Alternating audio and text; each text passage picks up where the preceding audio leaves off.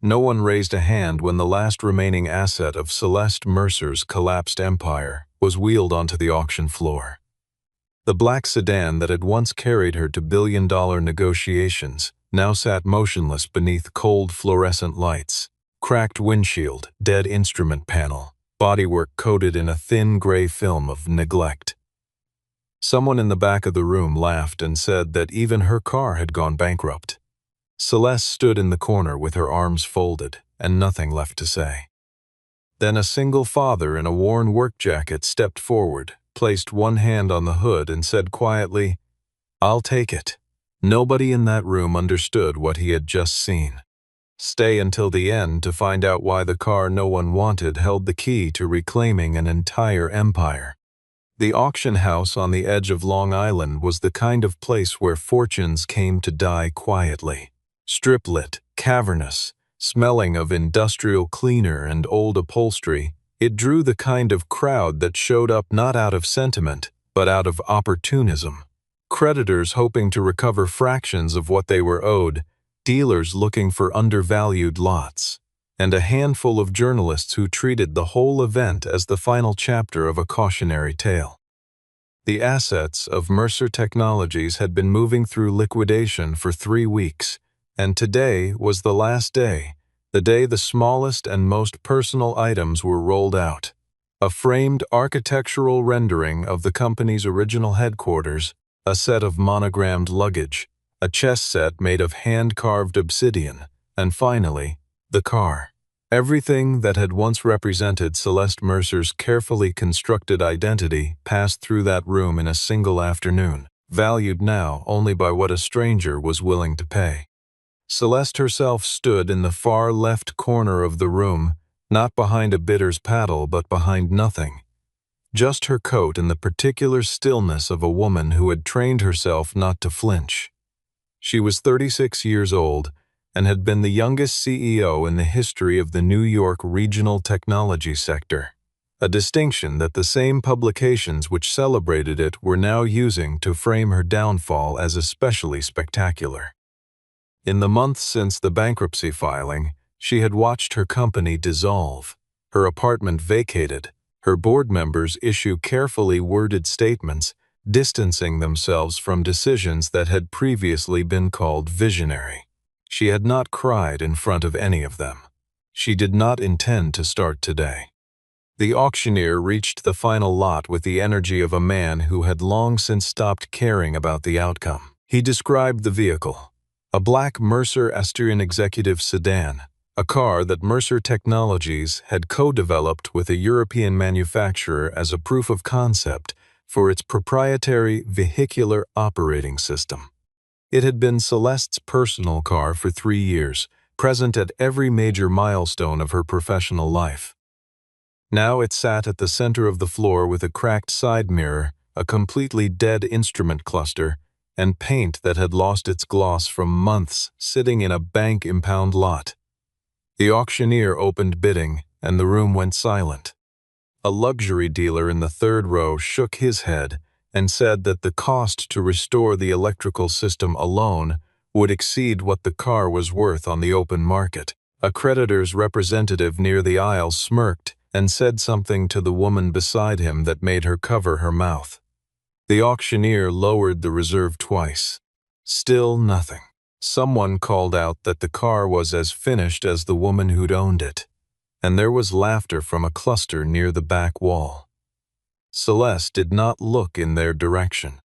She was not grieving the car for its monetary value, and she was not under any illusion about how much sentiment was permitted in a bankruptcy proceeding. But there was something particular about watching that car sit unclaimed under those lights. It had been in the parking structure when she signed the company's first $10 million contract. It had been running outside the venue on the night she received the Industry Leadership Award, and it had been the last place she sat alone before the call came that the board had voted to remove her. The car had been with her for the whole of it, and now it was being offered to a room full of strangers who didn't want it. Toward the back of the room, away from the creditors and dealers, A man in a dark work jacket stood with his arms crossed and his eyes fixed on the underside of the car's front bumper. He was not a collector, he was not a creditor, and he had come to the auction because he regularly bought salvage lots from liquidation events and stripped them for parts. But something about the Asterion had made him stop moving toward the exit. He stared at the gap between the front fascia and the frame, at the wiring harness visible through a crack in the body panel, and he saw something that nobody else in the room had thought to look for. The central electrical relay had been removed and reinserted incorrectly. This was not how a car broke down. This was how a car was made to look broken.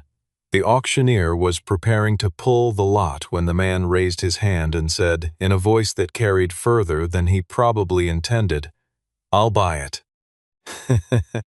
The auctioneer paused, recalibrated, and asked the man to confirm his bid. The figure on the board was low enough that a few people turned around. Not because they were interested in competing, but because they were curious what kind of person paid money for something that qualified professionals had just declared not worth fixing.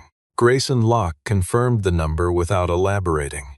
He was 39 years old, broad-shouldered, with the particular economy of movement that comes from years of working in confined spaces. He had driven to the auction in a truck with a cracked passenger mirror, and he was wearing boots that had seen a decade of service. He looked precisely like what he was, a man who fixed things for a living, who had no business at an event like this, except that he had an instinct for things that were broken in the wrong way. Celeste watched him sign the paperwork from across the room. The sale went through in under 3 minutes. The car that had once been the centerpiece of her public identity transferred ownership for a sum that would have covered approximately 45 minutes of the legal fees she had accumulated in the past year. She crossed the room not because she had a plan, but because she needed to understand the transaction she had just witnessed. She asked him why he bought it. The question came out more bluntly than she intended, but he didn't seem to mind. He told her he hadn't bought it because it was cheap and he hadn't bought it out of sympathy. And before she could ask anything else, he said, in a tone that was matter of fact rather than dramatic, "That car didn't die on its own." Celeste stopped moving. Of all the things she had been told in the past several months, about her liability, her negligence, her failed judgment, no one had said anything that made her feel the way those 5 words did. Garrett Holloway was present at the auction in his capacity as a representative of the creditor group. He was 61, silver-haired, and had spent the better part of 30 years building a reputation as a steady, conservative financial officer, the kind of man who was trusted precisely because he appeared to be without ambition. He watched the transaction from near the door, and when the paperwork was signed, he made no visible reaction. But he did turn away slightly and take out his phone. He crossed to Celeste before Grayson left and said, with the particular warmth of a man accustomed to being believed, that she should let go, that holding on to pieces of the past was the one thing standing between her and whatever came next. Celeste said nothing. She had heard that sentence so many times from him in the weeks following the collapse that she had stopped registering it as advice and started hearing it as instruction. Vaughn Mercer appeared shortly after Garrett left, moving through the thinning crowd with the unhurried confidence of someone who expected to be greeted wherever he went. He was Celeste's uncle by the looser definitions of the family tree, a cousin of her father's who had positioned himself over the years as the family's corporate elder statesman. He told her he had been making inquiries on her behalf that there might be a way to preserve a small apartment and some personal assets if she signed a final agreement, releasing her remaining claims against the estate. He said it with real tenderness in his voice, the tenderness of a man who had practiced the gesture in advance. Celeste looked at him and understood with a clarity She had not had 6 months ago that the agreement he was describing would close the one door she had not yet walked through. Grayson was already outside arranging the tow when Celeste caught up to him. She told him there was nothing left inside the car worth retrieving. He looked at her for a moment and then said, quietly and without particular emphasis, "Maybe you didn't leave anything, but someone else did." The tow truck pulled the Asterion out of the lot as the last lights of the auction house went dark. At the far end of the parking structure, Garrett Holloway stood with his phone to his ear and said, in a voice barely above a murmur, that the car had not been destroyed, that a mechanic had purchased it. The garage sat at the end of a residential lane in a part of Queens where the houses were close together and the front yards were functional rather than ornamental. It was a two-bay structure attached to a small white house, and it was in considerably better condition than either the neighborhood average or the truck parked out front suggested. The tools were organized by type and mounted on pegboards. The floor was sealed concrete that Grayson swept every evening before locking up, and there was a folding table in the corner that served as Piper's homework station on the days her school let out early.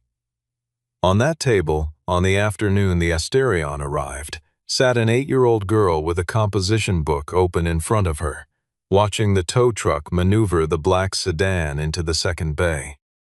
Piper asked if her father had bought a treasure or a problem, and Grayson said he was fairly sure it was both, and she accepted this without further comment, and returned to her homework.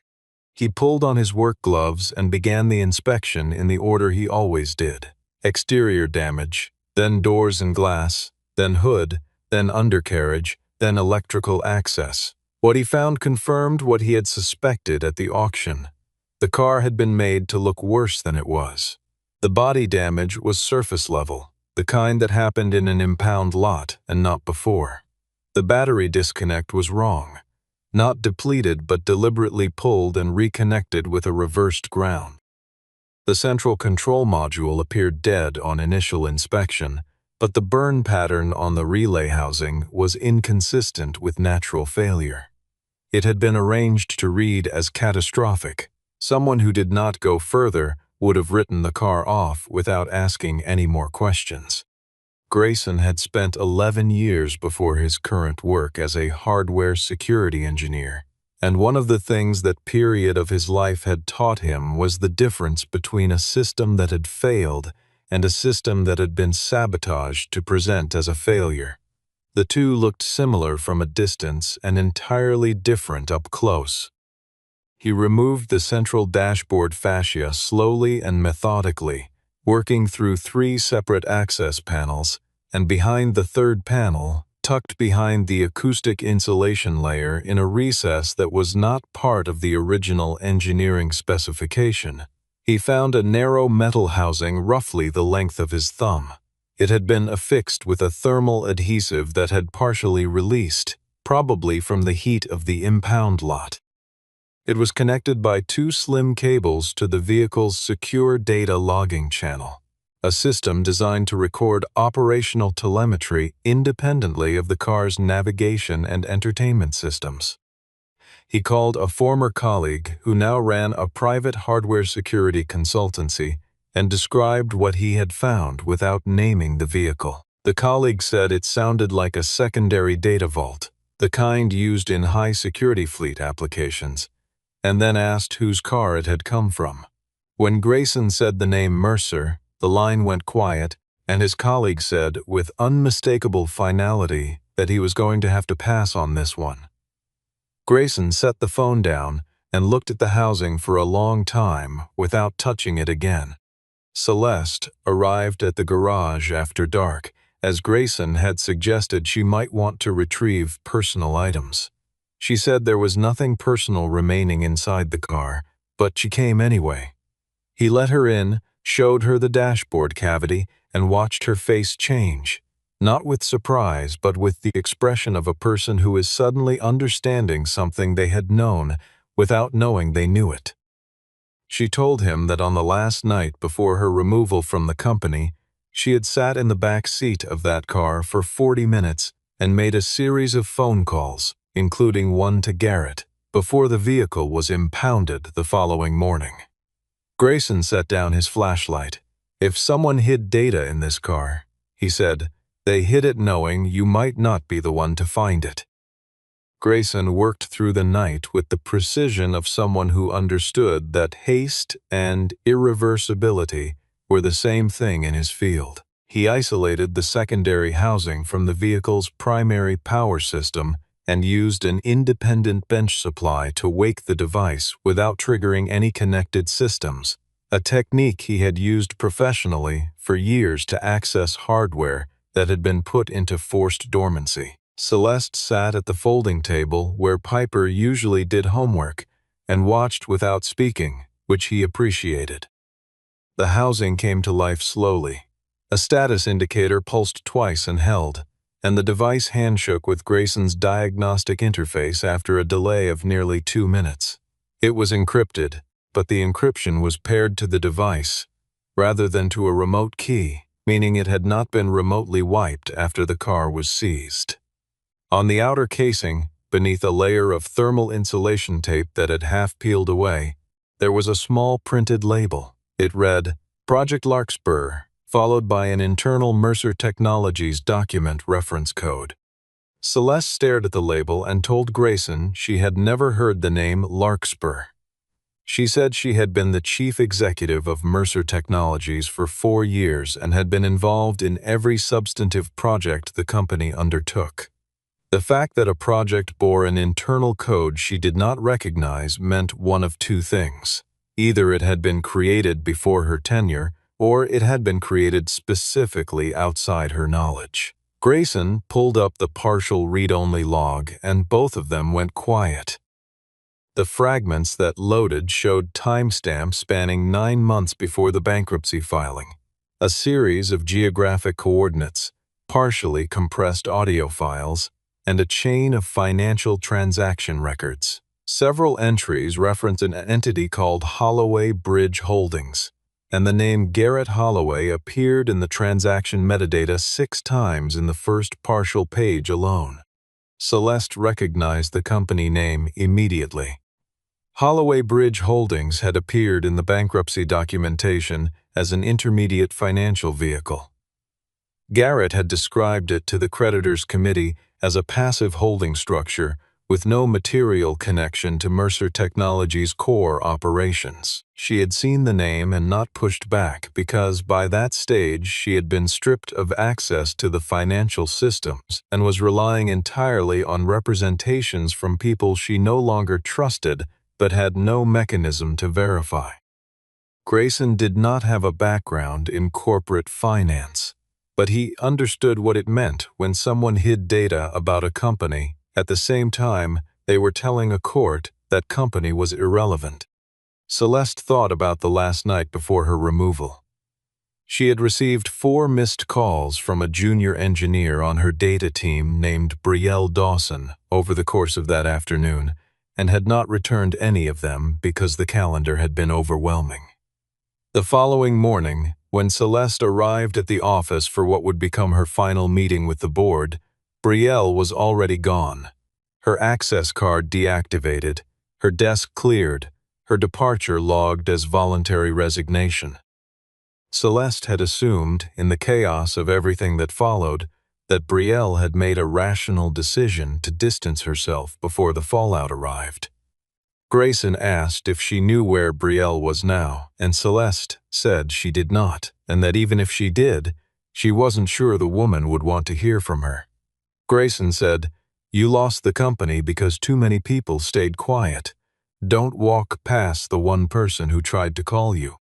There was a sharp knock at the side door of the garage. Deliberate, not urgent, the kind of knock that announces itself as official. Grayson set the device down, moved the housing under the bench behind a parts tray, and opened the door. A man in a dark coat presented a document he described as a provisional asset recovery notice on behalf of the creditor group, citing a procedural irregularity in the auction filing that required the Asterion to be held pending review. Grayson looked at the document, looked at the man, and said he would need to direct all inquiries to the attorney of record for the liquidation. The man left. Grayson closed the door and met Celeste's eyes across the room. Someone had found out very quickly. The provisional recovery notice was, on closer inspection, exactly the kind of document that looked official at 11 o'clock at night and fell apart under daylight scrutiny. It cited a subsection of bankruptcy procedure that did not apply to completed auction transactions and had been filed with an administrative clerk rather than with the court, which meant it carried no enforcement authority until a judge reviewed and approved it. What it did carry was the intention of someone who had resources and was not yet willing to use them through formal channels, which told Grayson more than the document itself did. He called Delaney Brooks at 7 the following morning. Delaney was the appointed bankruptcy attorney managing the liquidation of Celeste's personal assets, a composed, methodical woman in her early 40s who had been assigned to the case through the court and who had, up to this point, treated Celeste with the professional neutrality of someone paid to process outcomes rather than question them. She arrived at the garage before 9, reviewed the sale documentation, reviewed the recovery notice, and confirmed that the sale was fully valid and that the recovery attempt had no legal standing as presented. She said, with the measured tone of someone choosing words carefully, that the fact this notice had been filed within hours of the auction closing was unusual. Grayson showed her a portion of the data from the Larkspur device without revealing everything it contained.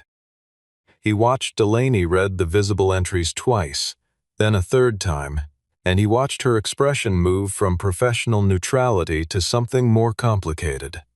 She asked how the device had been found, and he told her exactly what he had done: the relay anomaly, the acoustic panel, the secondary wiring channel. She said the names Larkspur and Holloway Bridge Holdings were familiar to her from the bankruptcy documentation, where they had appeared briefly and been closed off quickly in ways that she had noted but not had grounds to challenge at the time. Celeste asked whether what they had was sufficient to reopen the bankruptcy proceeding. Delaney said not yet. What they had was suggestive, potentially significant, but not independently verified. To use it in court, they would need someone who could authenticate the data's structural integrity, confirm its origin within the Mercer system, and establish that it had not been altered after the vehicle was seized. They needed someone who knew what Larkspur was and who had access to the original system architecture. Celeste and Grayson exchanged a look. They already knew the name. Late that evening, Grayson's phone received a message from an unknown number.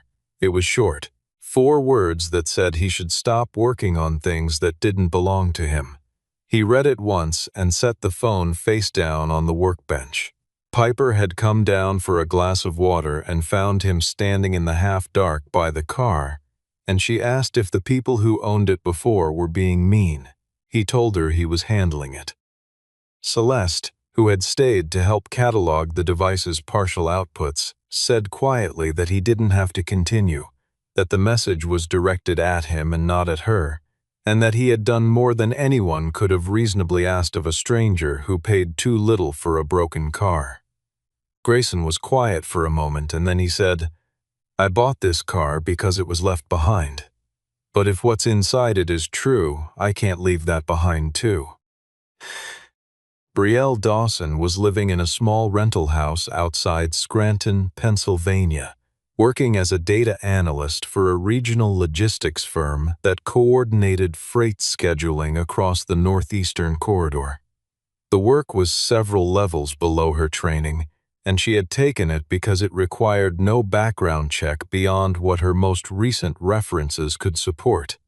And her most recent references had been coached by a legal team that worked for Garrett Holloway. She was 29 years old, and she had not spoken publicly about Mercer Technologies since the day she resigned, which had not been voluntary in any sense of the word, except the one on the paperwork. Celeste knocked on the door, and Brielle opened it and immediately tried to close it again.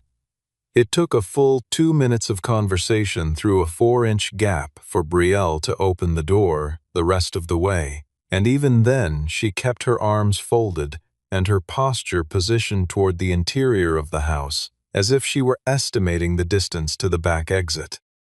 She said she had nothing to say to Celeste Mercer, that she had tried to say something important once and had learned what that cost, and that the best outcome of this visit was that they all left, and she continued not existing in the public record. Celeste did not argue. She stood in the doorway and said something she had not said to anyone in the past several months, not to lawyers, not to friends who had stayed loyal, that she had made a mistake, not in the financial decisions that had been attributed to her, but in the way she had run the company when it was healthy. She had relied too completely on Garrett's interpretation of everything below her access tier, and never thought to look around it. And Brielle had tried to reach her, and she had not been reachable, and she was not standing here asking to be forgiven. She was standing here because the consequence of all of it was still ongoing. Grayson set the Larkspur device on Brielle's kitchen table without saying anything. Brielle looked at it from across the room, took one step forward, and then sat down in a chair and stared at the label on the housing for a long time. She said, in a voice that had gone very flat, "I hid that in the car the night before the board meeting." She explained that Project Larkspur had been built by a small internal team operating under a data integrity mandate, a system designed to create a hardware-anchored audit record of every modification to high-level financial models, immune to remote deletion because the recording nodes were physically distributed across company assets rather than centralized on the network. The car had been one of those nodes precisely because it spent most of its time outside the corporate network perimeter, making it difficult for anyone with administrative access to Mercer's servers to reach it remotely.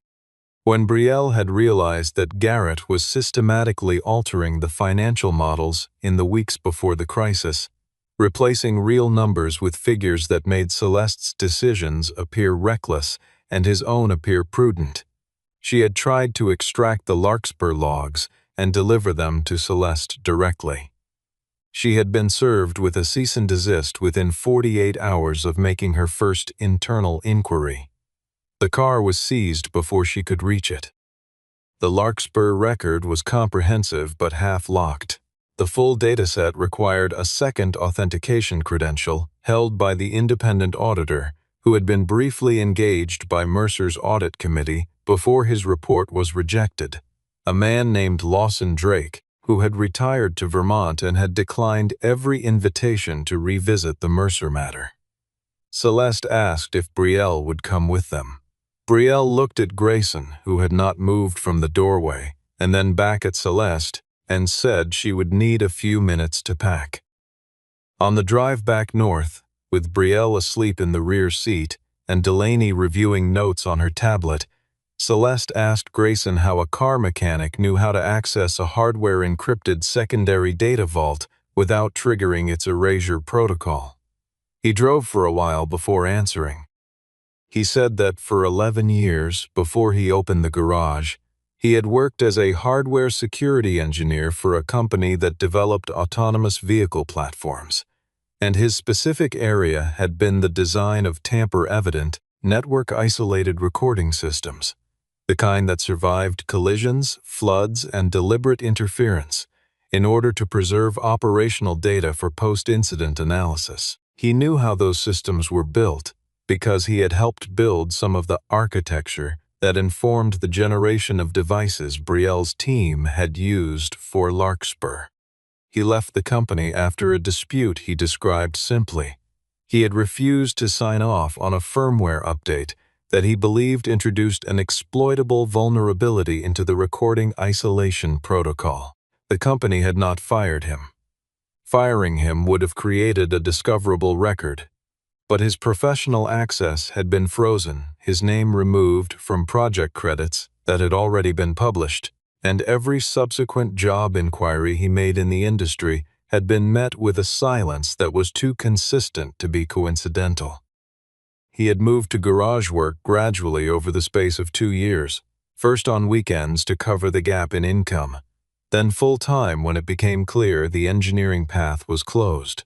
Celeste was quiet after this, thinking about something she had not considered during any of the months she had spent examining her own collapse.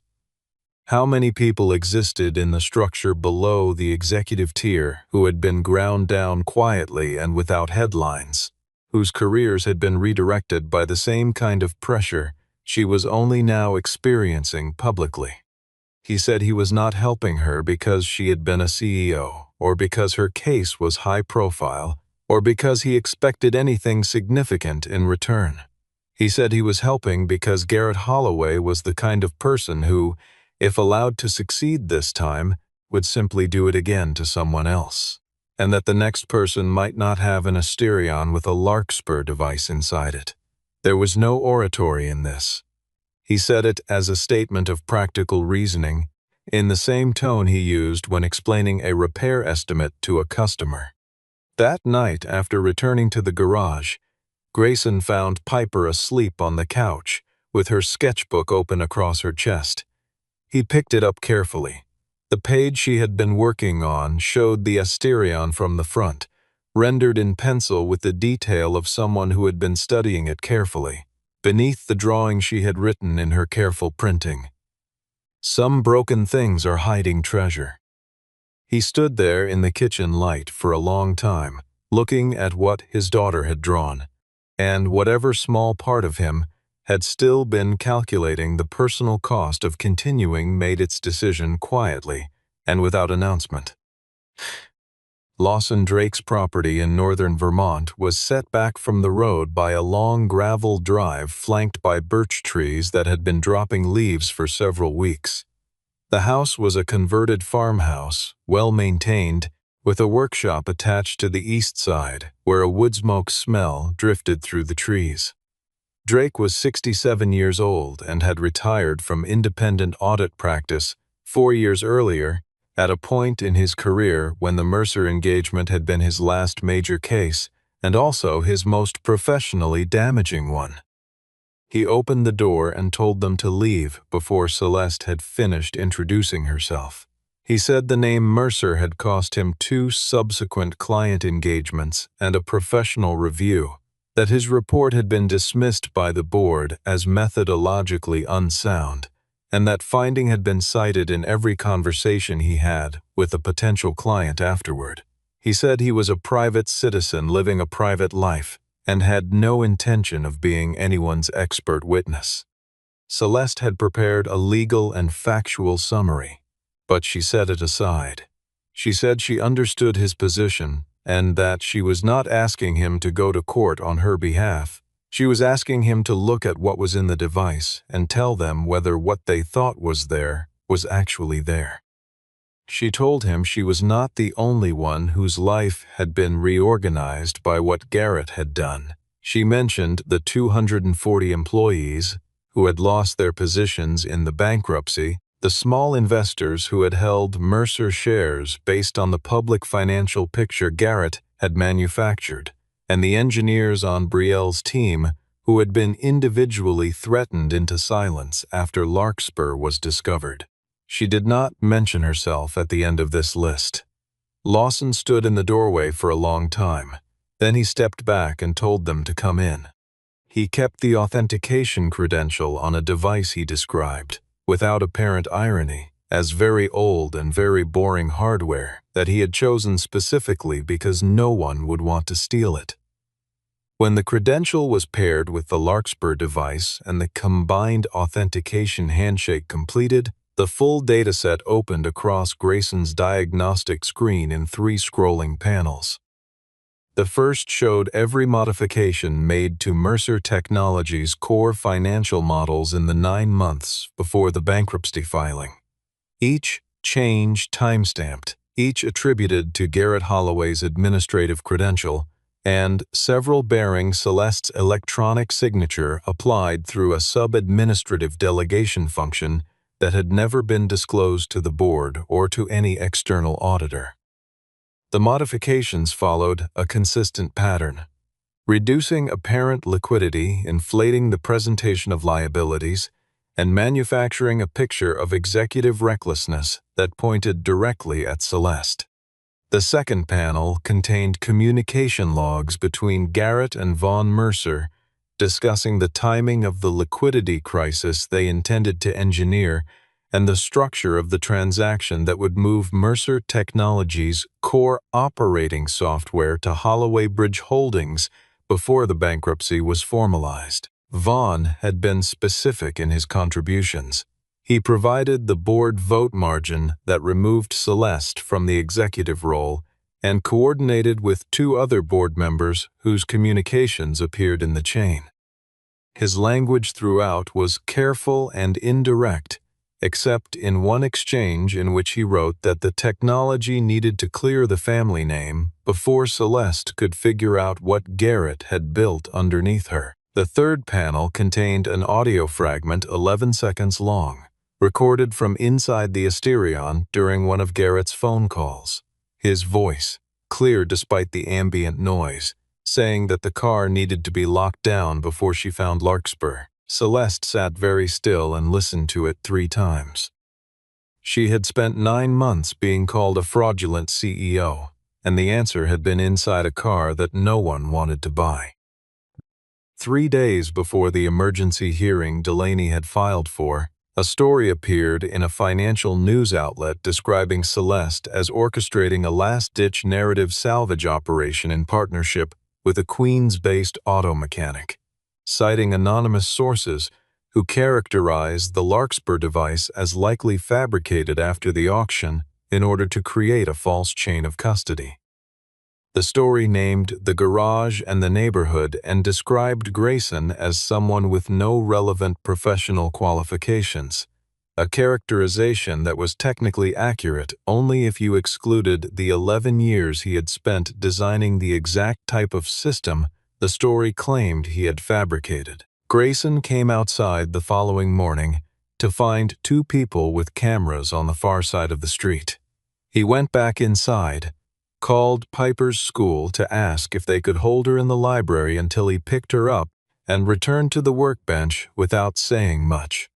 A courier arrived that afternoon with a settlement proposal from a law firm representing Holloway Bridge Holdings. Grayson would transfer the Larkspur device and the Asterion to a secured evidence vault operated by Garrett's legal team for independent verification, and in exchange he would receive a payment of $220,000 and a written release from any civil claims. The proposal was written in the kind of language that was designed to sound like resolution and function like burial. Celeste read it and said nothing. Grayson picked it up, read it once, and set it back down. He said, "If I hand this over, tomorrow morning Piper will ask me what happened to the car, and I'm going to have to decide whether to tell her I fixed it or tell her I sold what was inside it." He said this not as a declaration but as a statement of the actual calculus, the way he would explain a repair decision to a customer. Here is the situation, here is what each choice produces. He signed nothing. Delaney's strategy was to request an emergency session before the bankruptcy court to submit the Larkspur data for review by a court-appointed technical examiner rather than any party-affiliated expert. The argument was narrow and procedural.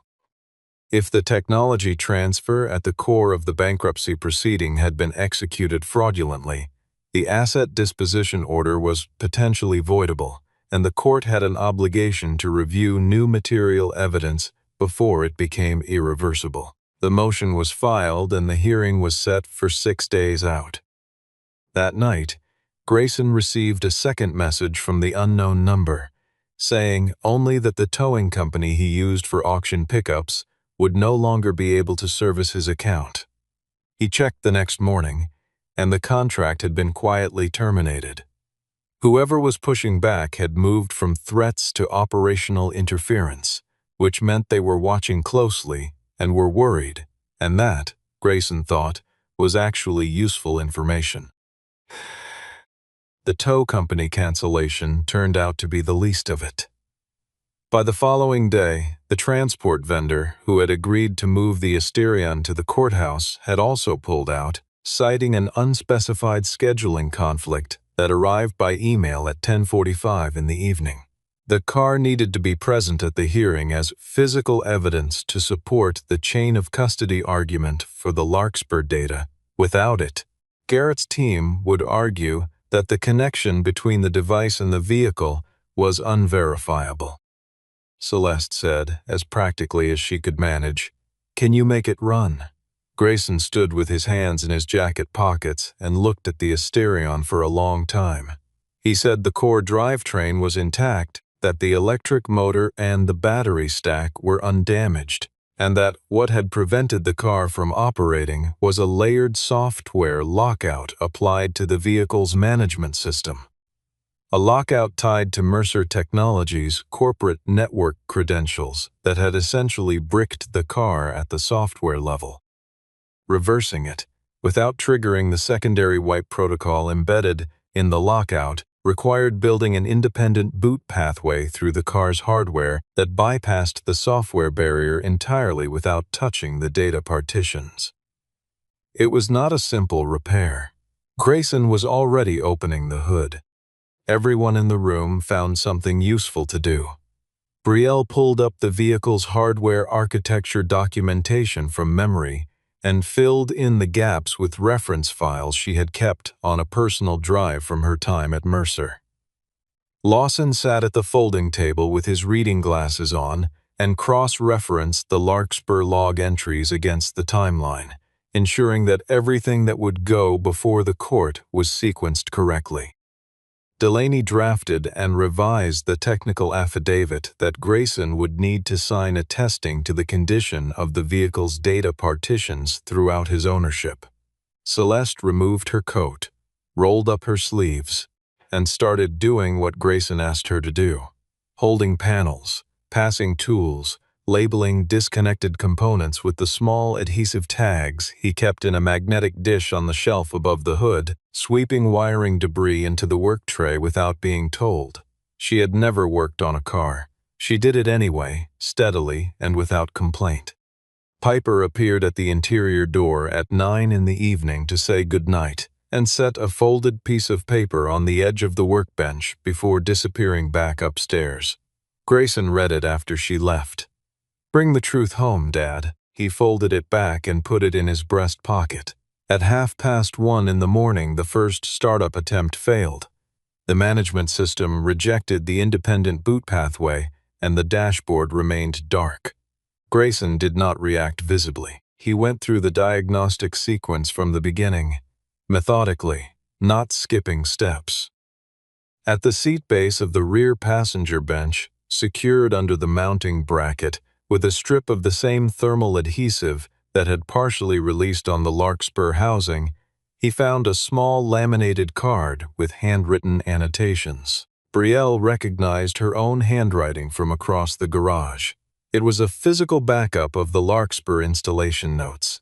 She had taped it inside the car as a redundancy, in case anyone who found the device needed the wiring configuration to access the system without triggering its failsafes. At the bottom of the card, she had written a secondary boot address that bypassed the corporate authentication layer entirely.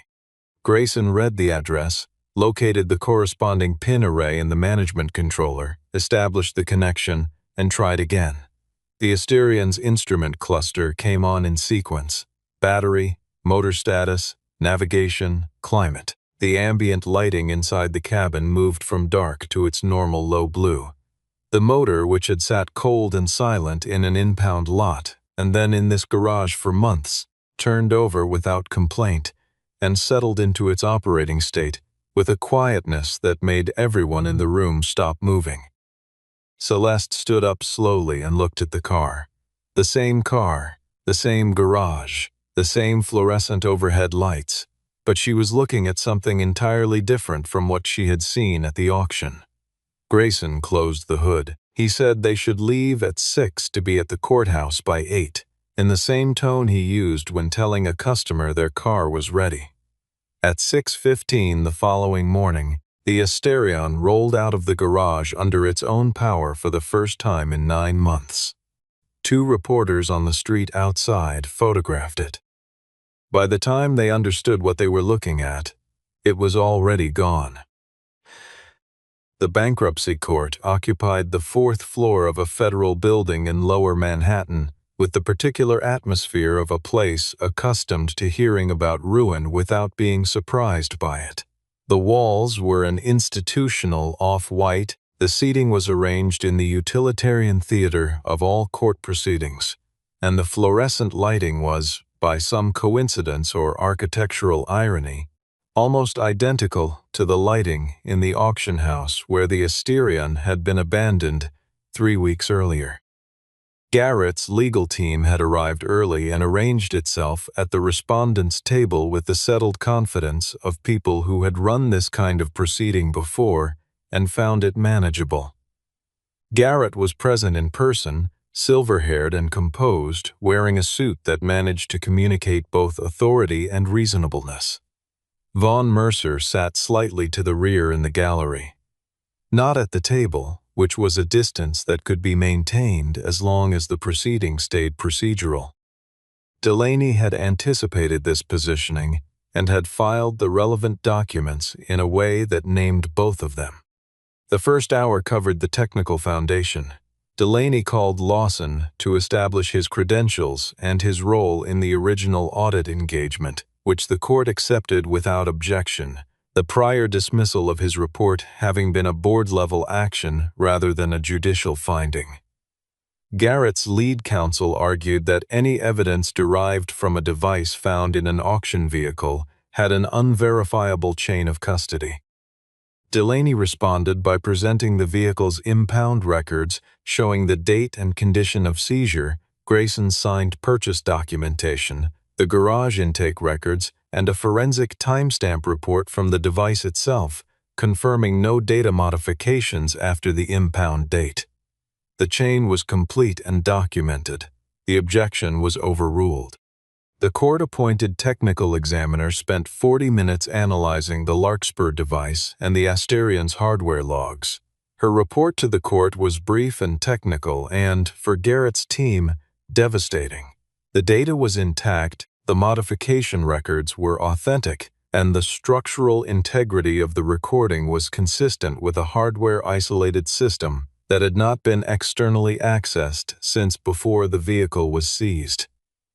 The evidence was admitted. What followed was methodical and quiet in the way that genuine reversals often are, not theatrical, not sudden, but accumulative.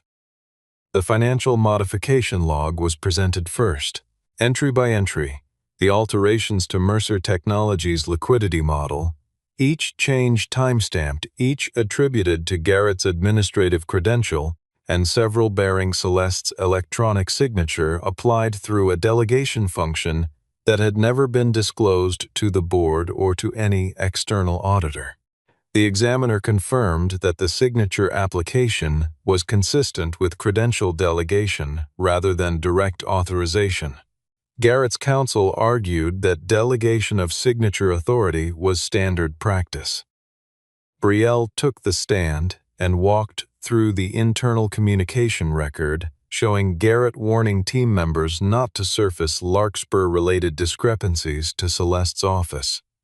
Her testimony was precise and technically fluent, and the cross-examination produced nothing that weakened it. The communication logs between Garrett and Vaughn were presented next. The court read the relevant passages in silence.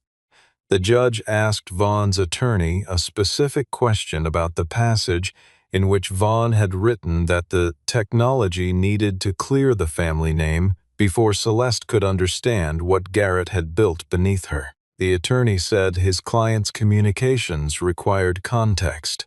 The judge said she would appreciate the context, and the attorney said he would need time to provide it. Then the audio fragment played in the courtroom. 11 seconds, ambient road noise, Garrett's voice, unmistakable. The car needed to be locked down before she found Larkspur. There was a change in the room when it ended, the kind of stillness that comes when the architecture of a narrative collapses visibly and without remainder. Garrett looked at the table. Vaughn looked at the floor. Celeste looked at neither of them. She looked at the wall above the judge's bench, and she thought about the morning she had driven to the office to face the board vote, and had sat in the back of the Asterion for 40 minutes trying to organize her thoughts, not knowing that the car she was sitting in was the only record of what had actually happened, and that it had been waiting all this time, through the impound lot, through the auction house, through the garage, for someone to open it. The judge issued a series of interim orders. The technology transfer to Holloway Bridge Holdings was frozen pending full review. The bankruptcy record was reopened for supplemental proceedings. The Larkspur data was referred to the Financial Crimes Division of the relevant regulatory body. And both Garrett Holloway and Vaughn Mercer were suspended from any representative or fiduciary role in the Mercer estate proceedings. The gavel came down once, firmly, and Delaney put her hand briefly on Celeste's arm. No one in the room said anything dramatic. There was nothing to say. The record had spoken in the voice of a car no one had wanted. The 48 hours after the hearing moved at the particular speed of events that have been long and tightly compressed. The financial press corrected its narrative with varying degrees of grace. Several accounts that had been particularly pointed in characterizing Celeste as the architect of her own downfall now led with the court's findings, describing the Larkspur data as a significant development in the Mercer bankruptcy review. None of them used the word apology, and Celeste did not expect them to. The legal work that followed was slow and structural.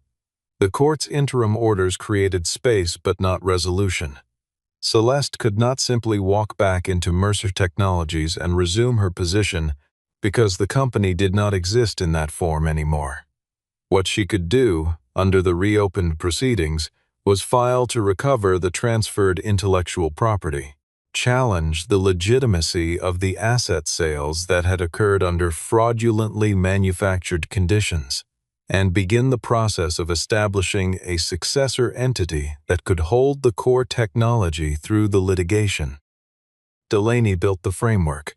Celeste built the team. Brielle Dawson came back, not as a favor, but under a formal employment agreement that included direct board reporting access, explicit whistleblower protections, and compensation that reflected what she had actually been worth for the years she had spent being paid less than her peers. Lawson Drake agreed to serve as independent audit consultant for the duration of the proceedings, with the provision that his engagement be publicly documented, and that his previous report be formally entered into the record as having been correct on the material findings.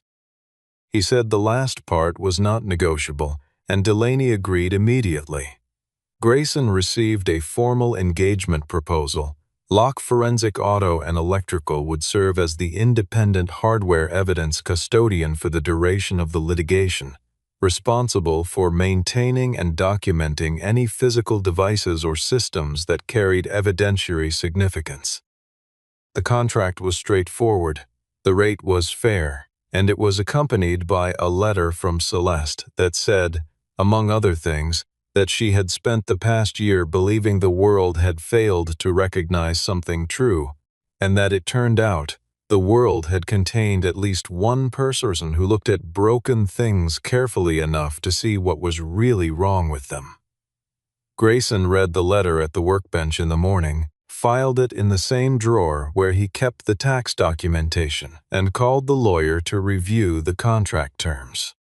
When Celeste came to retrieve the Asterion for transfer to secure evidence storage, she asked if there was anything he wanted from the car before it left.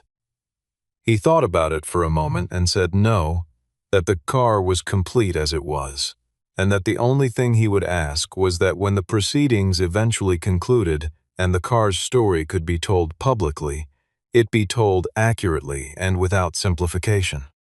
He said the truth of it was that a woman had been set up, A young engineer had risked her career to preserve the evidence. An old auditor had kept the key, and a mechanic had looked where no one else thought to look. He said the car had just been the place where the truth waited.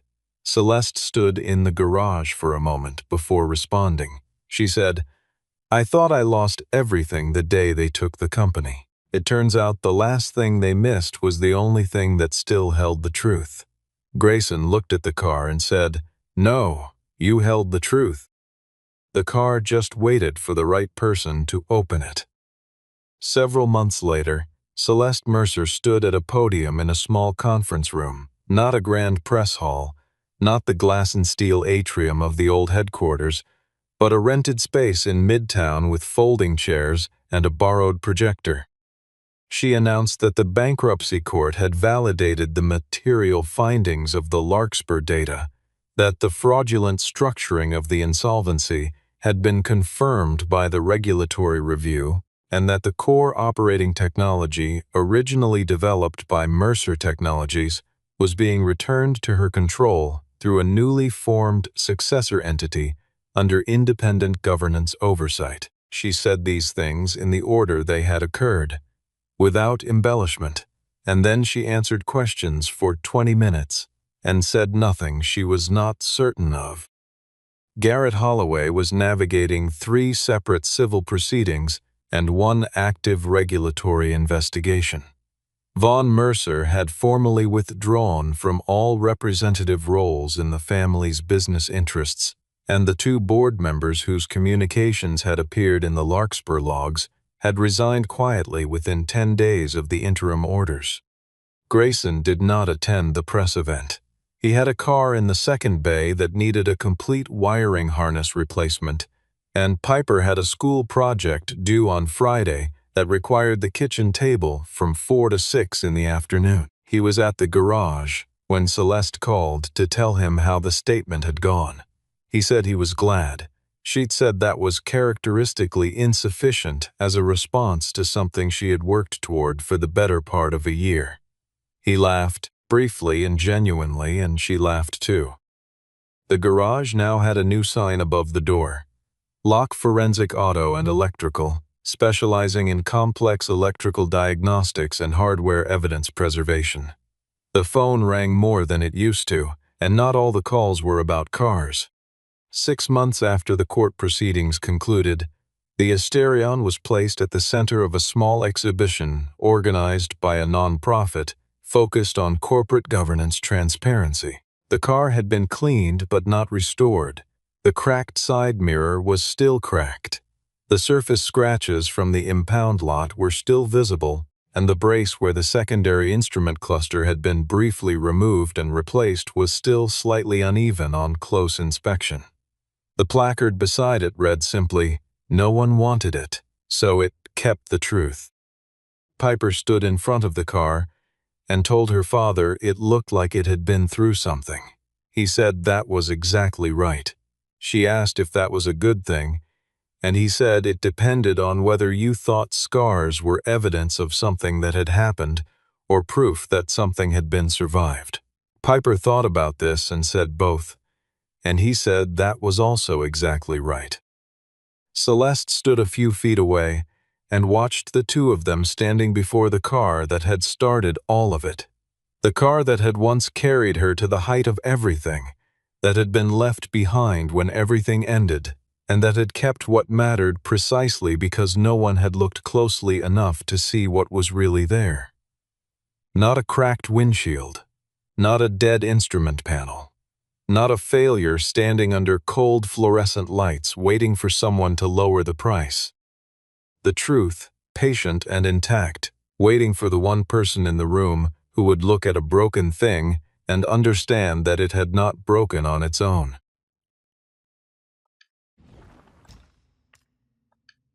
Set spells. Okay. See, and I love that you could just redo it anytime. Oh, yeah. Just stamina right now.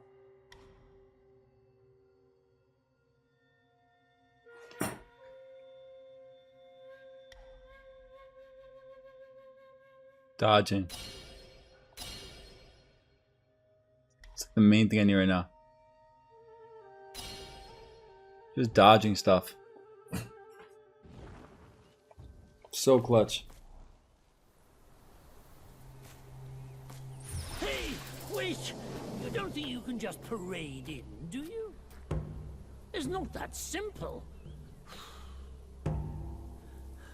Let me transform you into a golden cicada, so you may follow the fires ahead and scout this mountain unnoticed. Fly!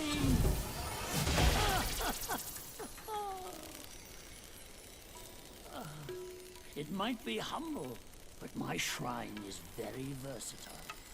You'll get it soon.